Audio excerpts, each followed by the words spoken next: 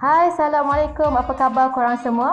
Terima kasih sebab sudi menonton rancangan Sembang Santai Malam Minggu. Anda bersama dengan saya, Tazli Muhammad, dan pastinya anda tertunggu-tunggu apa topik kita pada malam ini dan siapa tetamu kita. Jadi sebelum kita teruskan, kita tengok dulu apa topik kita pada hari ini.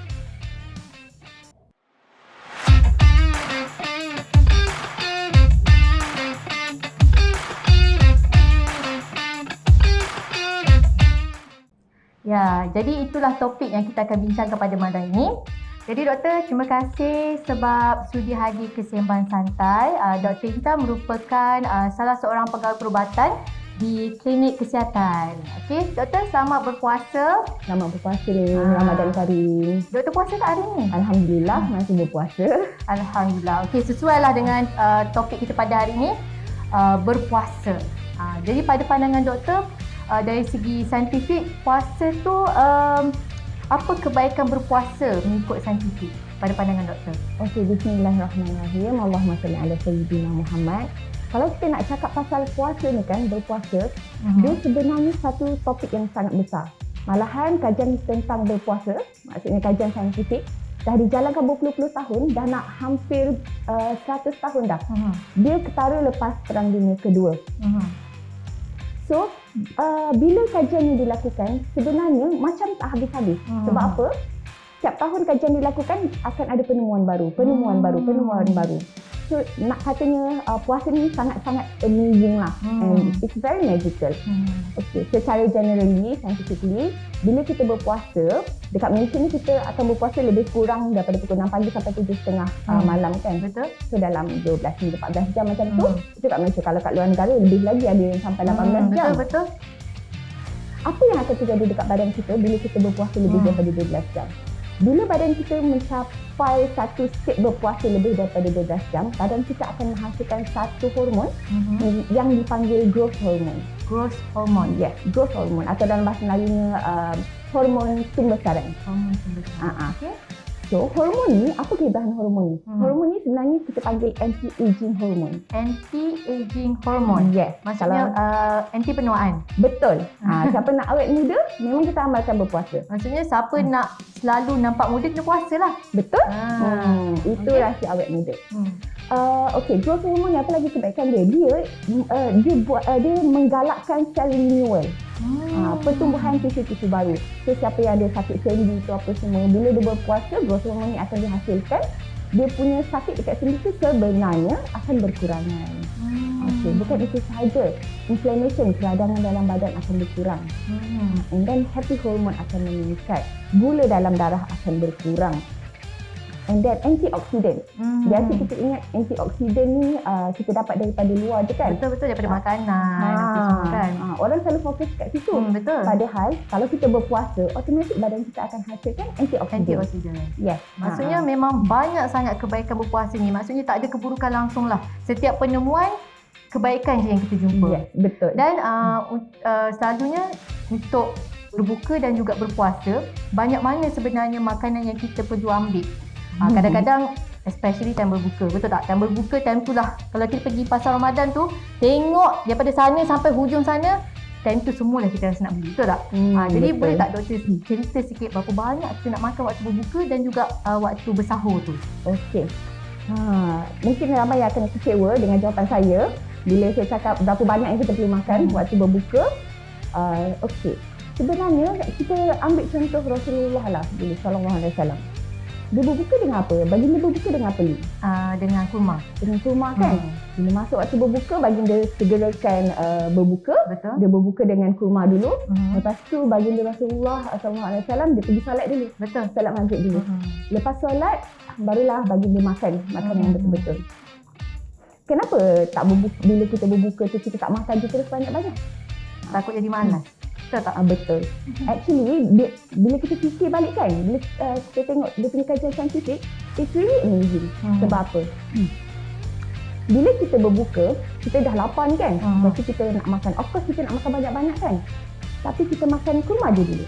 Something yang manis. Nabi kata kalau tak ada kurma, makanlah dengan kuih ke apa benda yang manis dulu. Kita makan sikit dulu, kurma kan manis. Kemanisan tu sebenarnya dia akan hantar satu signal dekat otak kita, satiety center. Satiety center ni ialah center yang bagi tahu kita dah kenyang sebenarnya. Manis ni dia akan hantar signal pada otak yang okey, kita dah kenyang. Tapi untuk jangka masa pendek saja. Jangan salah gunakan teknik ni untuk jangka masa panjang sebab dia tak berkesan untuk jangka masa pendek. So, memanglah tu bila berbuka kita makan di rumah, lepas tu kita pergi solat. Ambil masa dalam 15 hingga 20 minit kan. Lepas lah sikit wirid-wirid tu semua dah 20 minit. Sebenarnya bila makanan masuk ke perut kita and perut kita bagi tahu otak kita, okey, kita dah ada makanan, kita dah kenyang. Okey lah ni, dah kenyang, ada makanan. Dia ambil masa 20 minit. Okay, so bila kita selesai solat maghrib tu, kita nak makan, actually kita punya selera tu dah berkurang. Betul. Jadi kita akan makan kurang, betul tak? Betul. Bila kita makan kurang, tak adalah berat sangat kita nak pergi solat tarawih. Alright? So sebenarnya kita kena makan dalam keadaan yang sederhana sahaja. Kita mulakan berpuasa tu dengan something simple, and then kita pergi rehat sekejap, pergi solat dulu, and then baru kita berbuka dengan proper meal. Betul. Okey. Proper meal tu macam mana? Sama je macam dalam kehidupan seharian kita. Makan nasi, lauk, semua tu lah. Tapi dengan portion yang betul, iaitu supu separuh. Maksudnya supu separuh. Yes. Supu tu apa ni? Satu nasi. Yes, betul. Supu lagi satu ialah lauk. Paruh tu ialah sayur-sayuran dengan buah-buahan. Maksudnya kena seimbang lah. Tak boleh lah nasi tu makan macam dah tak ada hari esok. Ya, betul. Sampai kita sendiri bila dah makan tu dah tak boleh nak bangun dah. Ya, dia macam sadar balik yang puasa tu. Sadar balik yang makan tengah hari tu. Cakap pasal portion ni, kita cakap pasal sahur pula. Setengah orang dia tak boleh nak bangun sahur. Jadi bagi doktor, jadi pandangan doktor, sahur ni penting ke tak? Sebab ada setengah orang dia macam nak bangun sahur tu dia macam malas ataupun dia memang susah nak bangun pagi. Jadi dia macam skip lah sahur tu. Okey. Untuk orang yang memang dah biasa berpuasa, dia tak kisah pun. Dia boleh berpuasa dalam jangka waktu yang panjang. Sampai 18 jam pun dia tak ada masalah berpuasa. Tapi kalau orang macam kita, orang yang biasa ni, bulan puasa lah baru kita nak start berpuasa. Betul tak? Betul. Jadi, sebenarnya kita kena ambil peluang ni, be gentle with your body. Maksudnya kita jangan mula-mula nak berpuasa kita terus skip sahur, kita bagi pressure dekat badan kita. Badan kita masih perlukan nutrition. So kita berpuasa tu sebenarnya ada keberkatan di situ. At least dia akan bagi kita tenaga untuk kekal berpuasa sepanjang hari. Maksudnya sahur tu penting lah. Seeloknya sahur. Sahur pula ambillah makanan yang boleh menyebabkan kita kenyang. Dan dia tak adalah rasa macam lapar sangat. Terutama macam saya. Sebab saya kuat makan. Actually, kalau siapa yang selalu buat intermittent fasting, kalau korang perasan, puasa bulan Ramadan sebenarnya intermittent fasting. Islam dah mempopularkan intermittent fasting before you guys did. Okay. Dan juga pada bulan puasa ni kan doktor, selalu orang ramai mesti akan target, okeylah bulan puasa ni aku mesti kurus. Tapi 30 hari pun berlalu, tak juga kurus-kurus. So doktor, boleh tak share sikit dengan audience kita, ada tak tips kurus untuk bulan puasa ni? Tips kurus. Okey. Sebelum kita nak tahu yang tips yang sebenar, kita kena cari dulu mana kesilapan kita buat masa kita berpuasa. Kenapa orang lain puasa boleh kurus, kenapa aku puasa tak kurus? Yang pertama, sebab kita tak sahur. Itulah kepentingan bersahur. So kita ada energi sikit bertahan berpuasa sampai waktu berbuka.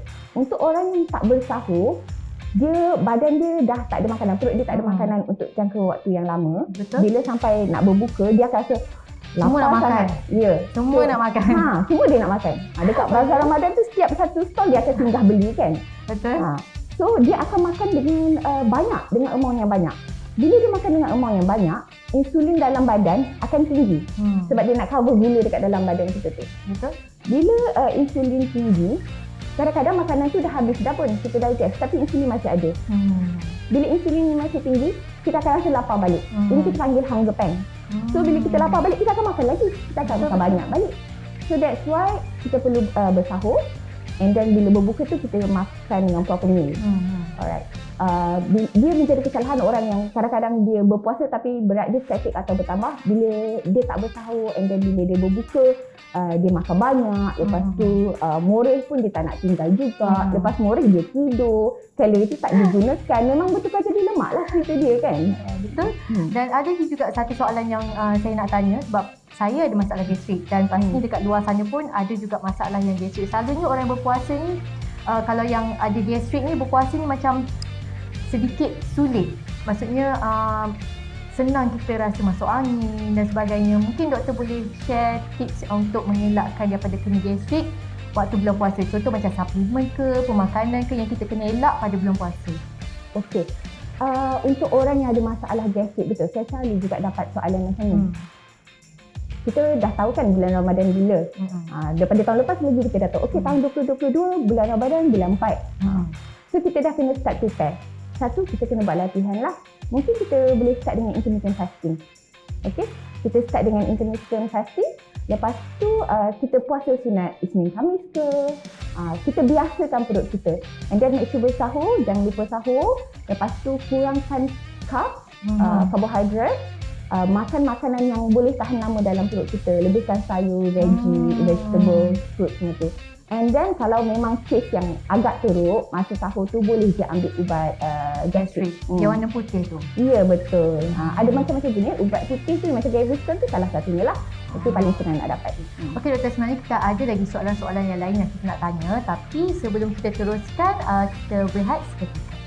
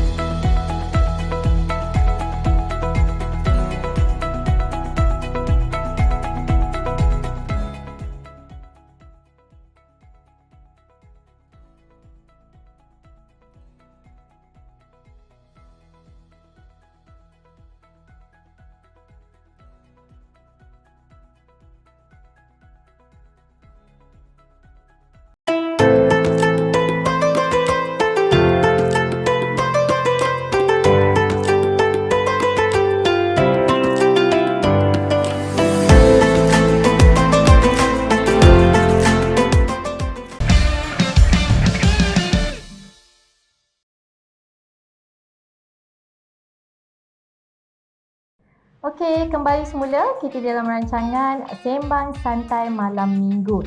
Tapi sebelum kita teruskan soalan-soalan seterusnya, kita ada sedikit promo. Okey, jom rakamkan video ucapan Hari Raya Aidilfitri bersama kami di Next TV Channel. Caranya adalah anda perlu merakamkan video ucapan Hari Raya Aidilfitri secara individu ataupun bersama keluarga tercinta, di mana video ucapan Hari Raya anda akan disiarkan dalam rancangan Sembang Santai Malam Minggu edisi Raya. Anda boleh menghantar video ucapan ke alamat email nexttvmyofficial@gmail.com dan durasi video mestilah tidak lebih dari 1 minit. Okey, so cepat-cepat hantar. Okey, doktor. Soalan seterusnya. Ini soalan yang orang macam mungkin akan kecewa lah kalau dengar jawapan, ataupun mungkin ada sedikit sinar bahagia. Macam moreh. Bagaimana dengan moreh? Perlu ke tak perlu waktu bulan puasa ni? Moreh. Moreh ni actually dia ialah tradisi rakyat Malaysia. Perkataan moreh tu kalau nak tengok daripada Dewan Bahasa Pustaka, dia ialah kenduri yang dilakukan di masjid atau surau bulan puasa. So kalau pergi ke Mesir ke, pergi ke Iran ke, Iraq ke, negara Islam yang lain lah, diorang tak ada more ni. Dulu saya belajar dekat Mesir, memang tak ada. Lepas rakyat Malaysia sendiri yang buat more sendiri. Lepas terawih dekat masjid, balik rumah, more dengan kawan-kawan Malaysia. Dia tradisi, budaya sebenarnya. Budaya, betul. Nak more ke tak nak? Dia more ke? Saya setiap malam more, tak puasa pun more. Okey, dia macam ni. Kalau let's say lepas solat tarawih tu kan, kita rasa macam lapar sangat ni, dah nak gastrik, lepas tu tangan dah menggigil, tanda-tanda hypoglycemia, gula kurang dalam darah. Okey, tak apa, boleh makan. Tapi makan tu sekadar untuk lapik perut. And preferably bukan makanan yang manis. Kita boleh ambil oat ke, tak apa makan buah-buah ke, buah yang tak manis sangat macam apel hijau ke. Aduh. Kecewa saya dengar. Jambu batu ke. Sekadar untuk hilangkan lapar. Sebab lepas tu kita akan tidur kan? Betul. Kalau kita tidur, kalau kita makan berat, dia kalori tu tak bertukar, dia akan jadi lemak. So bayangkan, bila kita tidur sepatutnya, organ dalam badan kita pun tidur juga. Betul. Termasuk dengan perut. Tapi kita makan, lepas tu kita tidur. Kita paksa perut kita bekerja. Dia macam kita bawa kereta lalu. Kereta dah dekat gear parking. Tapi kita press juga minyak. Kesian tak kereta? Maksudnya kalau kita more boleh tapi tidak terlalu lewat saya rasa. Kalau more dah lah lewat, more lepas tu makan makanan yang berat, manis apa semua, so perut kita akan bekerja-kerja. Betul tak? Betul. Maksudnya akan mendatangkan kemudaratan. Itu pesanan untuk saya juga lah sebenarnya. Okey doktor. Dan juga sekarang ni kalau doktor perasan, sekarang ni banyak di luar sana mempromosikan gaya-gaya hidup yang sihat. Gym, workout. Macam saya sendiri aktif menunggang kuda. Jadi kalau bulan puasa ni, boleh ke kita melakukan aktiviti yang berat tu? Dan pada pandangan doktor, apa yang kita perlu ambil untuk make sure kita ni bertenaga lah? Okey, jawapan dia tak boleh dan boleh. Tak boleh dan boleh. Ada boleh dan tak boleh juga. Ya. Ada dua jawapan. Okey, kita pergi yang tak boleh dulu. Kenapa saya kata tak boleh? Sebabnya dah lah dia tak praktis puasa sebelum bulan Ramadan. Dia kalau misalkan kita memang nak teruskan aktiviti kita, hiking ke, jogging ke, naik kuda ke, menunggang kuda kan, at least kita try dulu sebelum bulan puasa. Sekurang-kurangnya bila kita rasa dah tak tahan, kita boleh buka puasa. So kita tahu tahap stamina kita macam mana. And slowly kita build up stamina kita. Kalau betul kita nak maintain that healthy lifestyle. Sebab kalau nak ikutkan zaman Rasulullah dulu, berperang kan, waktu bulan puasa, boleh je dia orang pun naik kuda juga. Sebenarnya boleh. Tapi dengan syarat praktis dulu. Lepas tu, bila kita berpuasa tu, tengok kemampuan diri kita. Kalau memang tak mampu, jangan bukalah puasa. Tapi kita ada soalan yang terakhir. Ini soalan yang penting. Kita akan kembali selepas ini dengan soalan penting itu. Jadi jangan ke mana-mana.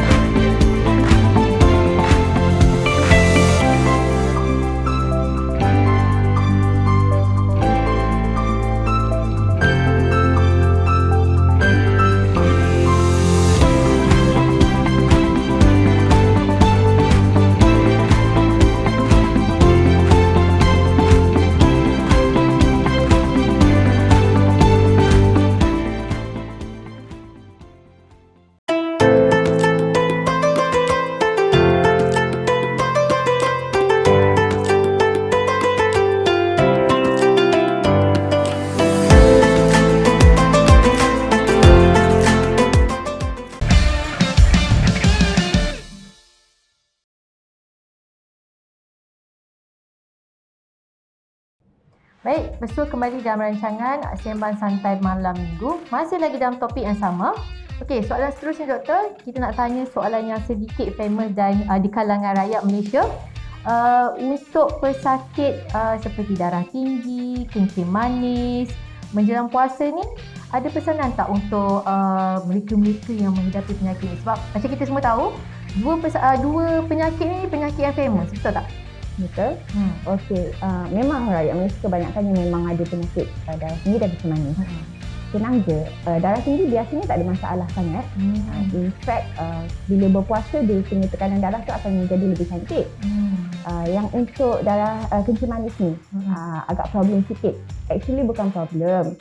Just dapatkan nasihat daripada doktor anda untuk adjust ubat kencing manis. Dia masih perlu ambil ubat kencing manis, cuma dosnya mungkin akan kurang sikit, waktu pengambilan akan berbeza. Boleh berpuasa, bukannya tak boleh berpuasa, dapatkan nasihat doktor tentang dos ubat. Yang kedua, tahu apa itu simptom hypoglycemia, gula kurang dalam darah lah. Kenal diri anda, bila ada tanda-tanda hypoglycemia, dan boleh bisa puasa. Okey, dengar tu. Tak semestinya anda menghidapi penyakit darah tinggi ataupun kencing manis tak boleh puasa. Boleh puasa. Dan juga doktor, ini memang alasan yang famous lah. Saya tak boleh puasa lah sebab saya gastrik. Macam mana tu doktor? Apa pesanan untuk anda yang suka menggunakan alasan saya tak boleh puasa sebab saya gastrik? Ini sebenarnya hendak segi daya, tak nak segi dalih je. Betul? Dia kalau dia nak puasa, dia akan buat kajian, buat research and cuba. Sebelum ni pun saya dah share kan, untuk orang yang ada gastrik, apa dia perlu buat. Jangan skip sahur, ambil portion makanan yang betul. Kalau gastrik tu memang jenis yang teruk, waktu sahur tu boleh ambil ubat gastrik tu siap-siap. And then janganlah bila berbuka tu kita main hentam je semua, taram je semua. Itu memang akan buatkan perut kita tu akan meragam lah. Gastrik tu akan jadi lagi teruk. Actually kalau ikut betul-betul, bila kita berpuasa, perut kita akan rehat. Jadi hormon yang dihasilkan tu akan menyebabkan inflammation peradangan pada perut tu berkurang. Kalau berpuasa dengan cara yang betul, masalah gastrik tu sebenarnya akan langsung sembuh. Tapi jangan lupa dapatkan nasihat doktor anda. Dekat dunia ni bolehlah kita cakap aku gastrik padahal dia tak cuba pun lagi. Tapi nanti dekat akhirat lah kita lain jawabnya. Okey doktor, sebenarnya kita dah pun nak sampai ke penghujung rancangan. Jadi buat anda semua, dengar tu, jangan gunakan alasan gastrik tak boleh berpuasa. Boleh je berpuasa. Okey? Jadi buat anda semua, jumpa lagi pada minggu hadapan bersama saya Syazli Muhammad dan selamat berpuasa. Jumpa lagi. Bye.